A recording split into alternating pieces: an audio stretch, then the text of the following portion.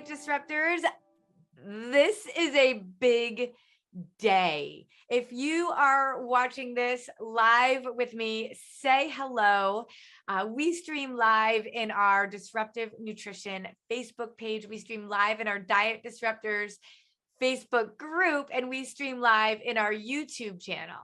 And it is a very big day because today is our 100th episode for Live with Disruptive Nutrition. I am like blown away that we've done 100 episodes. Now, if you're listening to this on our podcast, you'll see that we're not quite at 100 because we actually reuse our live episodes to go to our podcast every single week.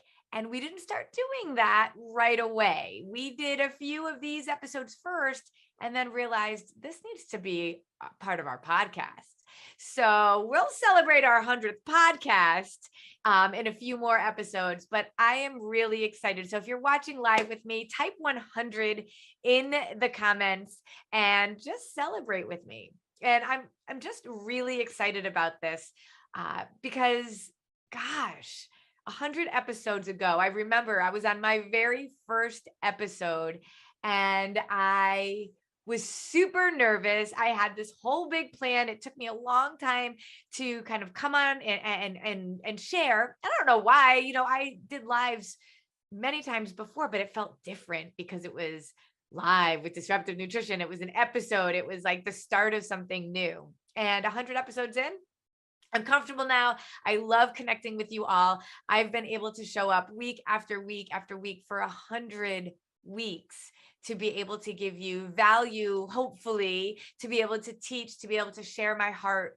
for me to be able to show you what disruptive nutrition is all about. And so I am giddy and thrilled that we've done this much. We've helped so many women, thousands of them within our free group, within our free seminars, within our free resources, and then within our client base who work with us formally. So thank you to all of you who support us and who trust us. We don't take that lightly. I have 15 coaches and we have about 12 staff here at Disruptive Nutrition, and we're still working on just being the best that we can be for you. We are a team of really committed people, mostly women, who are on this mission to be able to disrupt what people think about nutrition. So today, I'm going to take a step back as we celebrate 100 episodes and share with you the Disruptive Nutrition Story. I recently got asked, can you tell me a little bit more about how you got started and how this happened? And I share it in bits and pieces because I don't usually have time. It's usually part of a bigger conversation. And today, that's the conversation. I'm going to share with you where I was, how this started, all of this stuff, and just sort of walk you through the story. I hope with this, you can see that this is really about a mission, a purpose, and a calling for each of us that are on this team. And I love that so many, the majority of people that work with us all started off as clients. So I love that. And before I get started, I'm going to shout out Coach Michelle Steffen. She was our very, very first coach. She was a client of mine, and she connected with me and said, I have always wanted to do this kind of coaching. Would you be willing to train me and let me work with you?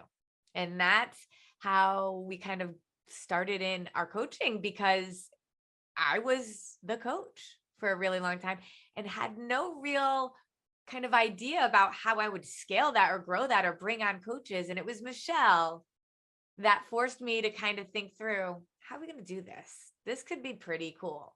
And from there, it was like a ball rolling down a hill. So thank you, Michelle, because of you, because of your faith in me, because you trusted what I was teaching and you wanted to teach others, we're here today. So this is so much of yours as well. All right, so let me take you back on memory road. I talk about how I was a college athlete. I was a college cheerleader back in the day. I love that show Cheer. Does anybody watch that show Cheer? Little sidebar. Put Cheer in the comments if you do. It's like I go back to my old days thinking like I could do those things. I couldn't do those things when I was doing those things. They're so complicated now. But anyway, I was a cheerleader and worked out 6, sometimes 7 days a week. And I remember on my senior year, I finished the season, and I went to go work in my school job. Now, I'm going to tell you, I didn't have a weight issue when it came to being overweight when I was younger. In fact, I had exactly the opposite. I really was very tiny. I couldn't gain weight, and I was made fun of a lot. I remember being a cheerleader when I was in middle school and a whole group of kids just laughing at me and pointing at me because I was so skinny. So body shaming was a part of my life from as long as I can remember.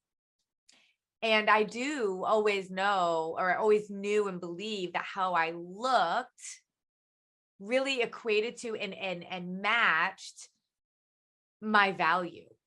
Whether it was being overweight or underweight, and I've experienced both, it really, that physical presence is what I believed mattered. And I can sit here today in such a different place because of the journey that I've been through. And that is the exact type of mindset thinking and transformation that we work on with our clients. So when I was finished my sport, I remember going to my college job. I had 3 jobs. I've always been a workhorse. Both my parents were teachers. We didn't have the money for me to go to school. So I worked 2 waitressing jobs and a school on campus job at a residential hall. And we ordered pizza. We ordered pizza at the dorm, and I remember it getting delivered, and I couldn't eat it. I can't explain it to you. I can still feel the emotions as I share this with you. I looked at that pizza and it was like my mouth was like locked shut. And that voice in your head that we tend to believe, but isn't usually very kind or accurate, said, "You can't eat the pizza. It will make you fat. And if you're fat, you have no value." Literally, that is what I heard. So everybody's eating the pizza and I was hungry. And it was like making me nauseous to even think about the pizza, but it was because I was afraid to get fat. I remember going to the back room and calling my mother and crying, saying, "Mom, I can't eat the pizza." And I don't think I was making a lot of sense because my mom didn't really understand what I was saying, but I just said, "I don't know what's wrong with me. I can't eat the pizza. I can't eat the pizza." And there wasn't a lot she could say or do. I was like in this panic. And I remember getting off the phone with her and I didn't really feel any better. I don't think she knew what was going on. And that was the day I realized that I had an eating disorder. And for years, I really, really struggled with food, my relationship with food, understanding food. I didn't at all. Mainly really not understanding my worth and how it didn't relate to the size of my body. I also had gone through some relationships that were very traumatic, and all of it really compiled into a lack of self-confidence that was through the roof. I don't think any one of my friends would have ever told you that they thought that was true about me. I can fake it. And I did a lot. And I go back and look at pictures of myself, and I can remember the person that was in there and the turmoil that she was in.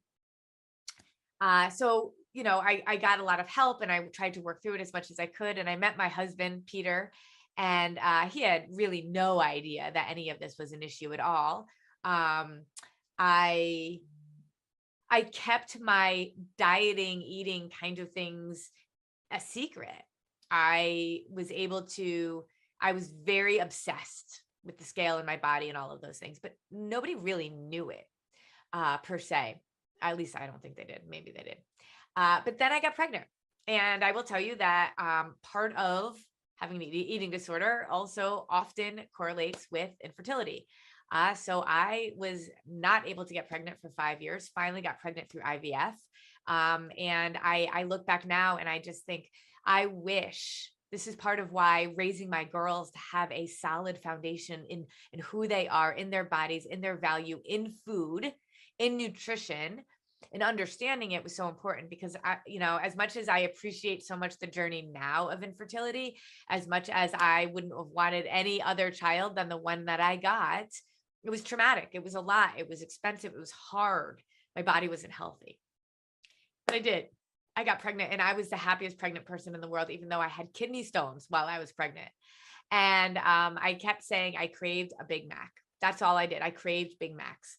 And I did that because McDonald's was off limits for years and years and years. And now I could have anything I wanted. And it felt like the ultimate sin was having McDonald's. And the ultimate McDonald's sin was a Big Mac.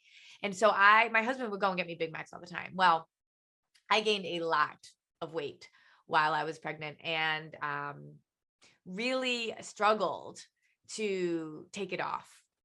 Because again, as much as I had done a lot of work, I had never been at that place before. I'd always dealt with the opposite issues and then just really being obsessed with my body. Then after I gave birth, I had weighed an amount and saw a look in myself and my body that I had never seen before.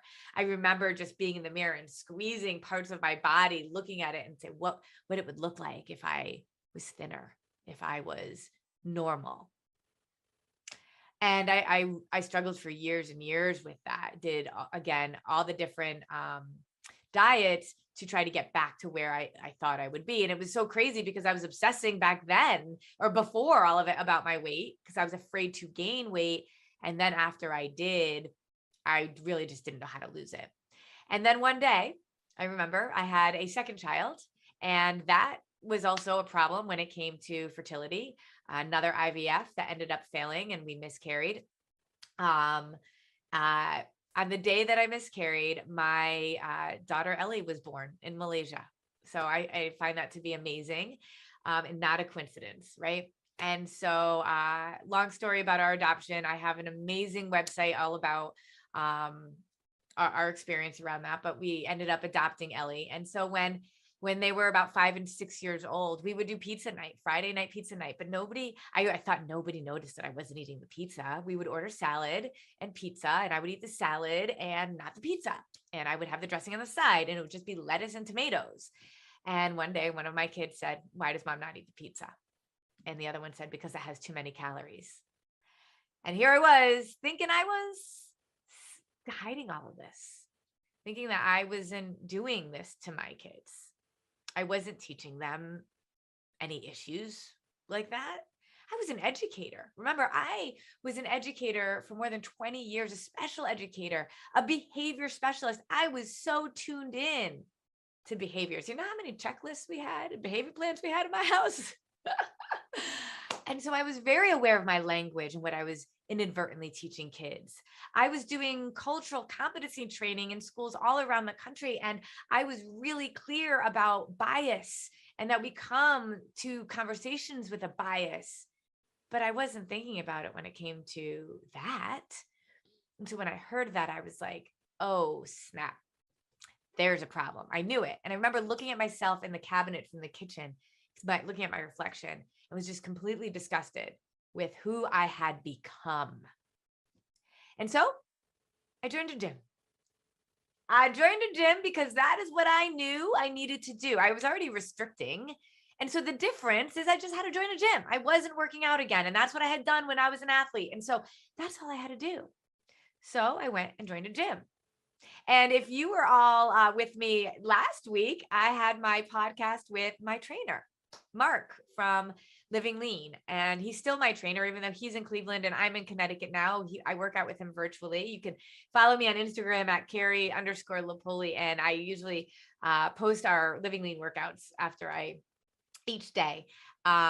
Still, in my opinion, the best trainer I've ever worked with. And I've lived all over the world. And so, yeah, loved it. Anyway, went to Living Lean. And my husband laughs because they had sled pushes. Anybody know what a sled push is? Type in sled if you've ever done sled pushes before. I hadn't ever done them before. And my husband laughed at me. I had this rounded back. I looked like it's like old woman. I was in my 30s, in my late 30s. And anyway, I'm pushing the sled and I was so miserable. I was like, this is awful. And we all joke, I didn't come back for 6 months because I hated it. I was like, I am not doing this. This is awful. It was strength training. And I'm like, I'm not doing this. Right.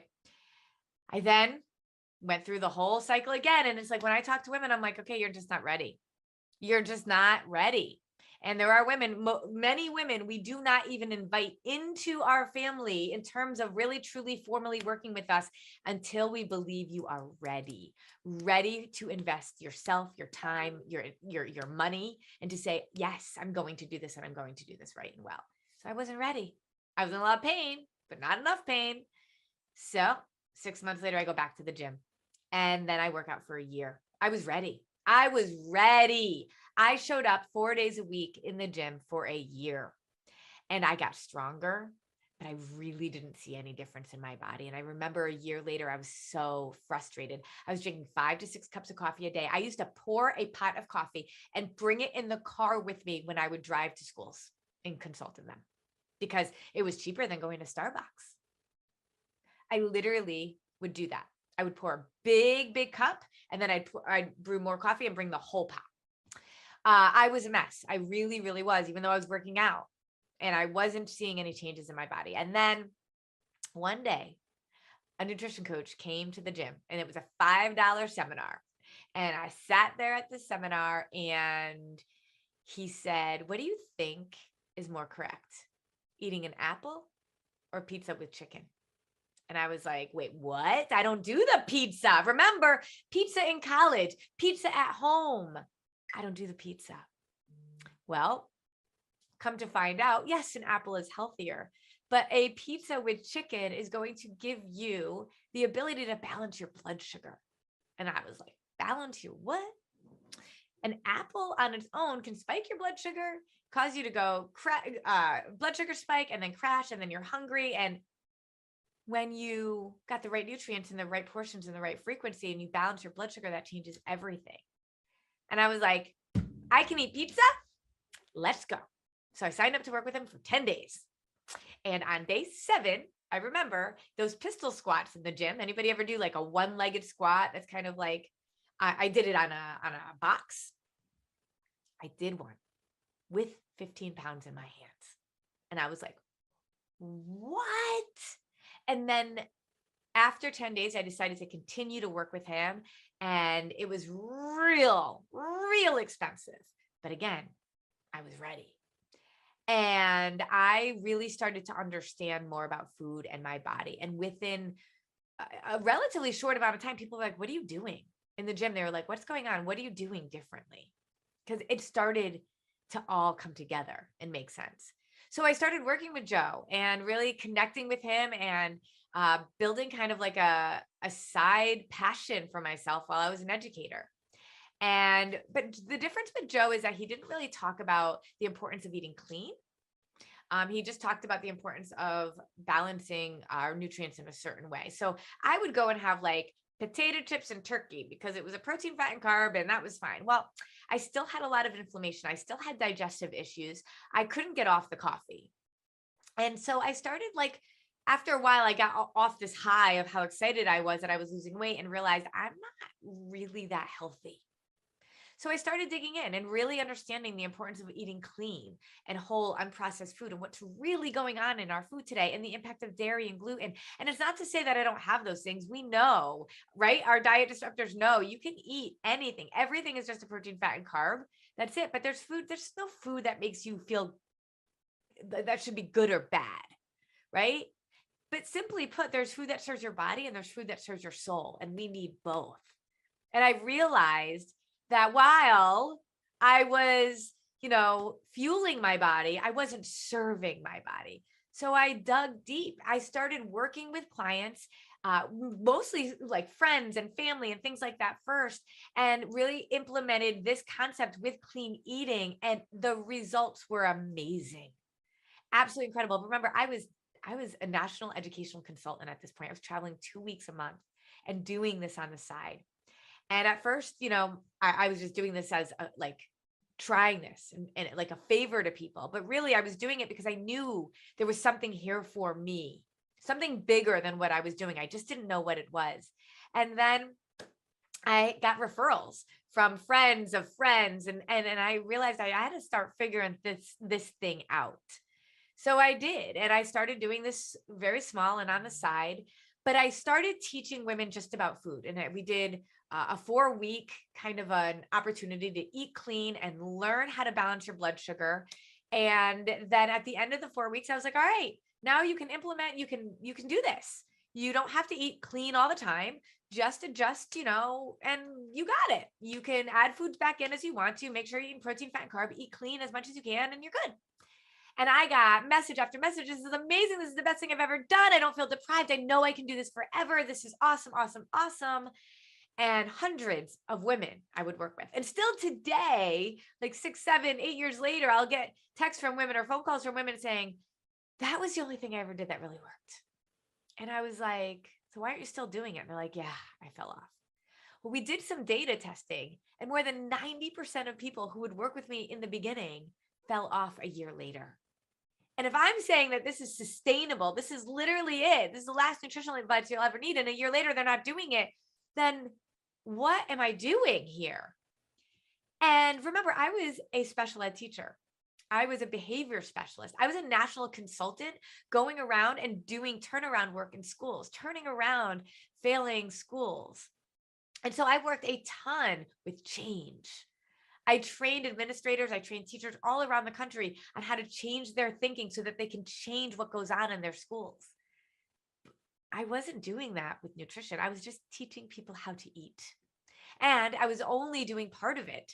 I was teaching them how to eat clean and balanced, but I wasn't teaching them how to live and eat. So that's when, as I continued to grow, as we got more and more coaches, as we were seeing like my coaches and having long-term success, I realized what I was doing differently with them. I realized what I needed to do with behavioral science background that I have. I realized what we had to do around mindset work, sustainability, even time management and habit building, because those are the things when life gets chaotic and crazy, when you feel like, I don't know where the time went. Oh my gosh, all of a sudden it's 7:00 at night and I didn't work out. I didn't eat right. That's what derails you, right? I realized as talking to women, how so many things that momming brings, being the mom that we are when it comes to laundry and kids' appointments and all of that stuff, how that can derail us and how we always put them before us. And so then came born my passion and complete and total commitment to ensuring that I didn't just teach women about food, but I taught women. I disrupted everything they thought they knew about nutrition by giving them an opportunity to learn how to do what I call the trifecta, not just understand about your body in a deep way, deeper than I had before. How to eat in any situation, at any time, at any place, how to go on vacation, how to be stressed, how to do all those things. But also, how do we make sure that we bring in our mindsets? Because our thoughts and our beliefs dictate our actions. And if we're not thinking about our thinking and really reflecting and having time to be intentional and to learn how to do that, because we've never been taught, then we're not going to do the food thing forever, because life will get chaotic, stressful, and we will react in a way that will not serve us. We become victimized, and we have to learn how to not be that way. And then sustainability. We've never really been taught how to do something forever. And I realized the average person changes jobs every 4 years. The average person moves 11 times in their life. The average person is only married for 8.4 years. We actually aren't really taught how to do something forever. And so I kept equating it to a marriage, right? Like, what I was teaching women was kind of like the honeymoon. It was exciting. It was fun. You had accountability. You had all of that. But you weren't really being given the skills to be able to really, truly be married to yourself. And so that's why cultivating the relationship that you build for a lifetime, continuously going on date nights with yourself, continuously digging into the concepts in a way that's sustainable and time friendly, but allows you to truly live this forever. And so Disruptive Nutrition was born out of Coach Carrie realizing that coaching clients how to eat wasn't enough. And because we became more and more successful, because we were seeing that a year later, only more than 90% of people were sticking with the lifestyle, I was like, we've got something here. And as more and more clients were loving this and were transformed, they wanted to become coaches and they wanted to become coaches and they wanted to become coaches. And then suddenly now we have not only 15 coaches, but we have a movement as well that we've developed and moved on from, with a partnership with celebrity nutritionist Mark McDonald, who literally wrote the book on the foundations of what we teach around food, and Kyani, the leading supplement company in the world, to be able to produce what I call a target line version of our designer line version of Disruptive Nutrition, and being able to then really truly influence millions of people around the world to be able to do this in a different way, but still in an important way, has just taken us to a whole new place. So in 2022, as we embark on this year and moving forward and almost halfway through, not only are we working with women in disruptive nutrition in ways that are truly transformational, not only have we started a movement to be able to teach people about food globally and at a larger level, in terms of the amount of people that can be impacted by it. But we're also now working with health pros around the world, health pros like nutrition coaches, like gym owners who honestly are struggling. They have such an important mission. They're so powerful. But especially after COVID, people in the health and wellness field, your gym owners, your personal trainers, your physical therapists, your chiropractors, they all took a massive hit. And so Mark and I, along with the movement that we started, are now working with health pros around the world to give them a plug and play nutrition program that they can use for their clients and be able to also bring in additional income for their own businesses. And so disruptive nutrition really started out of my own pain, my own disgust with what I was believing about myself, and turning into a place that is safe, that is what I like to call Pleasure Island.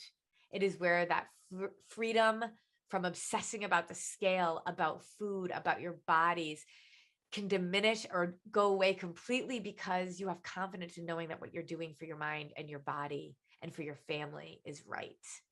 And so moving this mission forward is what I have devoted my life to. I left my full-time educational consulting job years ago because it was when I realized I am going to do this and do this 100%, because I am not going to allow women any longer to be able to have a solution that they don't stick with. So I'm going to stick with that. And so that is where we are. That is our journey. And I'm so excited about how much further we have to go. And I appreciate you listening to the time it took to be able to tell it, but it was important. And I think it's important in many reasons. I don't take you following us and listening to us lightly. I think that is a huge responsibility that I believe is important for me to recognize and to be able to share with you how grateful I am and how humbled I am. And I want you to know where I come from. I want you to know, some people will see on our Facebook ads, they'll see me where I am now and assume that I never struggled. And I want you all to realize that everybody's got a story. Everybody has a story of struggle. Comparison is the thief of all joy. Don't compare yourselves to others. But self-awareness is health. Being aware of where you have been, where you are going, why you want to get there, and continuously building upon that self-awareness, thinking about your thinking. That is where true health and freedom comes from. We just have the boat that's going to help you get there. And so if you're interested in getting on that boat and learning more about this, my coaches, all those coaches that came on board because their own transformation was so powerful, we open up our calendar Each one of us opens up a slot for a few times a day, and we want to talk to you. We want to be able to help you come up with a plan and figure out something that will work for you based on your needs and your goals. So do that, book a call with us. We'd love to be able to connect with you. And I hope that this story was helpful. Happy 100th to all of us, because we're all part of the story and we all deserve to be celebrated. Thanks.